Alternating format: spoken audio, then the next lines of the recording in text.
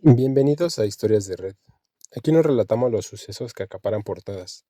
Relatamos los que se susurran en callejones digitales, que viajan de voz en voz, con la textura de un mito y el peso de una verdad incómoda. Hoy viajamos al corazón de la Ciudad de México, a uno de los templos más icónicos del fútbol mundial. Pero esta vez no hablaremos de goles, sino de gritos, que nunca salieron del concreto. Esta es la leyenda de los emparedados del Estadio Azteca. 1962. México bullía de modernidad. El milagro mexicano prometía un país del primer mundo. El Estadio Azteca sería un emblema de ello. 105,000 asientos, ingeniería moderna, orgullo nacional. Pero debajo del presupuesto y las conferencias de prensa, había tierra volcánica inestable y un costo muy alto a pagar. Durante la construcción del Estadio Azteca, entre 1962 y 1966, surgieron rumores inquietantes, trabajadores que desaparecían sin dejar rastro, turnos nocturnos donde nunca regresaban los mismos obreros, y un silencio colectivo que pesaba más que el concreto mismo. Pero lo que realmente encendió la llama de esta leyenda fue una sospecha que hasta hoy eriza la piel de quienes se atreven a repetirla. ¿Acaso fueron los trabajadores emparedados vivos dentro de los cimientos del Estadio Azteca? Se estima que al menos 1,400 obreros circularon por la obra en sus años más activos. Llegaban en camiones sin registro, con contratos verbales y promesas del jornal. Muchos venían de zonas rurales, donde apenas había electricidad. Trabajaban jornadas dobles, a veces con la promesa de un bono de riesgo.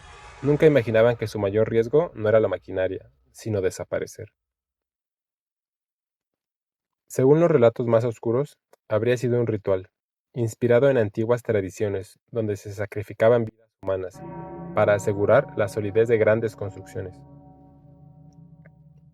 Una superstición, tal vez, pero lo cierto es que el mito afirma que al menos 3 trabajadores fueron sellados dentro de las paredes, como una ofrenda, para que la estructura jamás colapsara. Otras fuentes aseguran que pudieron haber sido muchos más trabajadores que venían de otros estados de la República, que tenían familias a cientos de kilómetros de distancia y de bajos recursos, las cuales no harían mucho por encontrarlos si estos desaparecieran. No era común que los ingenieros llevaran listas, pero en esa obra sí. Había un cuaderno, en él anotaban lugar de origen, si tenías familia, hijos, en otras palabras decía, si alguien preguntaría por ti si no volvías. Se dice que la idea de un sacrificio constructivo no es tan ajena. En tiempos prehispánicos se enterraban ofrendas vivas bajo templos. En Europa medieval era común emparedar a criminales o herejes como castigo. El Estadio Azteca, aunque moderno, parece arrastrar una sombra de estos rituales. Se cuenta que los ingenieros se enfrentaban retrasos, complicaciones con el terreno volcánico y una presión política enorme. Y una noche, después de un turno especial, simplemente dejaron de ver a uno de los suyos. Lo que todas las fuentes coinciden es en la llamada noche especial o turno especial, una noche en la cual había más trabajadores de lo normal, y de los cuales no se volverían a ver al día siguiente. La noche especial fue una jornada extendida, una orden de mezclar más concreto de lo habitual, y la desaparición de casi una docena de trabajadores que jamás firmaron salida.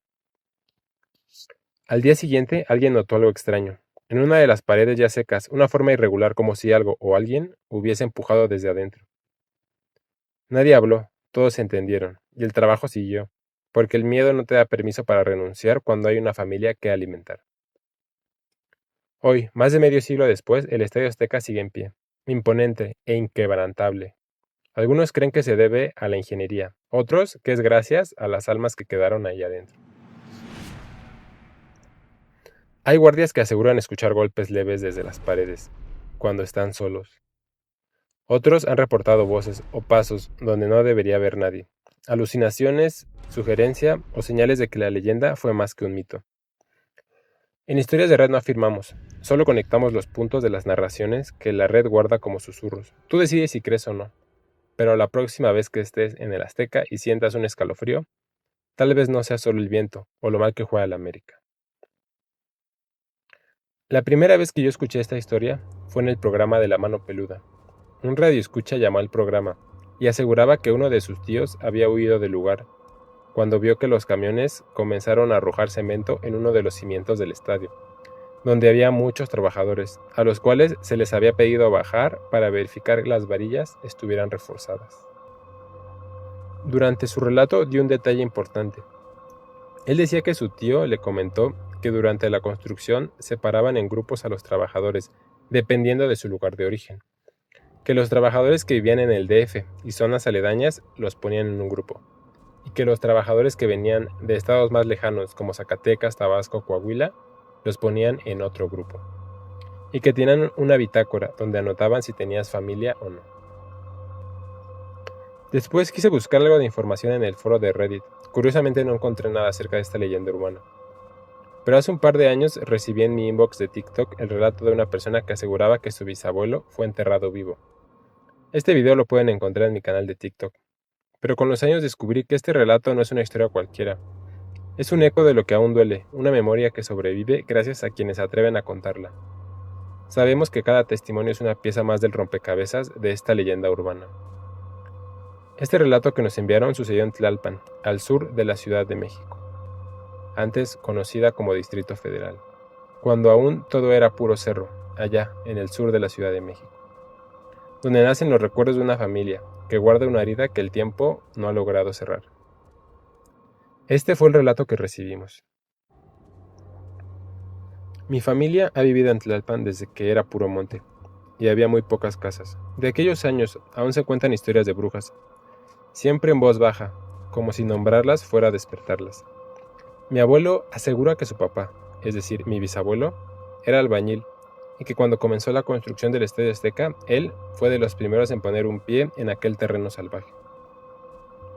Todos los días, mi abuelo y su madre le llevaban comida al trabajo. Era una rutina que la familia llevaba a cabo.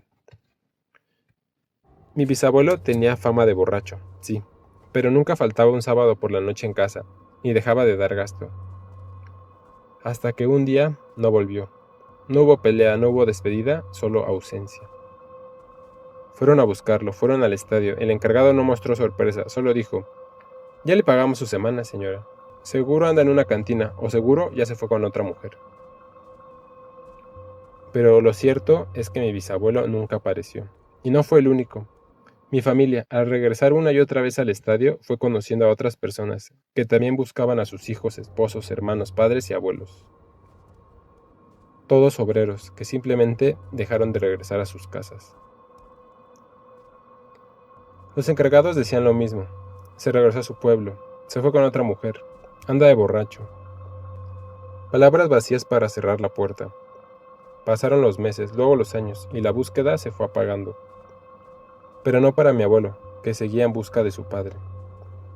Él, curiosamente muchos años después, durante los años 80, escuchó en una combi a un hombre decir entre murmullos que durante la obra a varios albañiles los habían encerrado vivos, sellados en un cuarto bajo los cimientos del estadio, que fue parte de algo mucho más oscuro y difícil de comprender. Y desde entonces mi abuelo no duda. Cuando alguien le pregunta por su padre, responde sin titubeos: él se quedó allá abajo, en el Estadio Azteca. Jamás volvimos a saber de él. Así pues, queridos oyentes, una historia familiar se funde con una de las leyendas más escalofriantes al sur de la Ciudad de México. Una leyenda donde el cemento guarda secretos y las paredes, tal vez, escuchen más de lo que deberían. Si tienes alguna otra leyenda o relato que quieras compartir a Historias de Red, en la descripción encuentras el correo de contacto. Esto fue Historias de Red, donde los susurros encuentran voz. Apaga la luz, pero no la curiosidad, porque las historias, incluso las más oscuras y antiguas, siguen latiendo. Hasta la próxima.